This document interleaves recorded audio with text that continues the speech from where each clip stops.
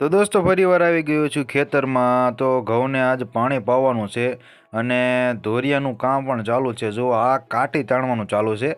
કાંટી તાણવાનું એટલે કે ધોરિયો જે નાનો હોય, હાંકડો હોય અથવા લીકેજ થતો એવો ધોરિયો હોય તો આ રીતે વજન મૂકી અને બે જણા આ રીતે જો ખેંચે છે ને રીતે ખેંચીને આ રીતે કાંટી તાણવાનું, એટલે ધોરિયો એકદમ પ્લાસ્ટરવાળો થઈ જાય, ક્યાંય પાણી લીકેજ ન થાય, એને કાંટી કહેવામાં આવે છે.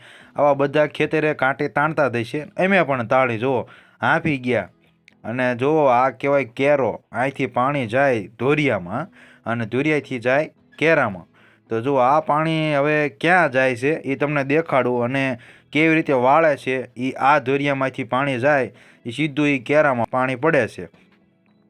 તો જુઓ આ ધોરિયામાંથી ઠેઠ છેલ્લે પાતા પાતા આવવાનું હોય છે પાણી. છેલ્લી આઢળીથી શરૂઆત કરવાની હોય તો અહીંથી ચાલુ કરી છે. જુઓ આ આઢળીથી ચાલુ કરી છે અને થોડાક કેરા પવાણા છે, તમને બતાવું. જો આ પાણીનો પ્રવાહ એટલો હોય અને નીચે જેટલા બધા દેખાય ને કેરા, એ બધા કેરા પવાઈ ગયા છે. અને જે બાજુનો ઢાળ હોય ને એ રીતે ધોરિયા બનાવવામાં આવે છે ઘઉંમાં. અને જો આ રીતે નાકા હોય અને નાકા પાણી પાયા પછી આ રીતે નાકા દેવામાં આવે છે. જો આ નાકું રહ્યો ને તે પહેલાં બરોબર સીધી પાળી હોય અને આ નાકું રહ્યો એ ધોરિયા બાજુ કરી નાખવાનું, એટલે પાણી જાય કેરામાં. એ રીતે કેરામાં પાણી તો જ જાય ને, નકર પાછું પાણી ન જાય.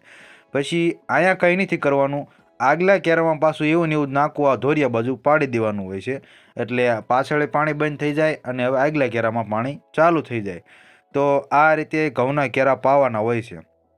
અને ખામણું અહીંયા બીજું બનાવી છે, કારણ કે આ ધોરિયા સડાવવામાં થોડીક તકલીફ પડે છે, એટલે ખામણું જો અહીંયા બીજું બનાવવાનું ચાલુ છે. એક ખામણું તૈયાર જ છે.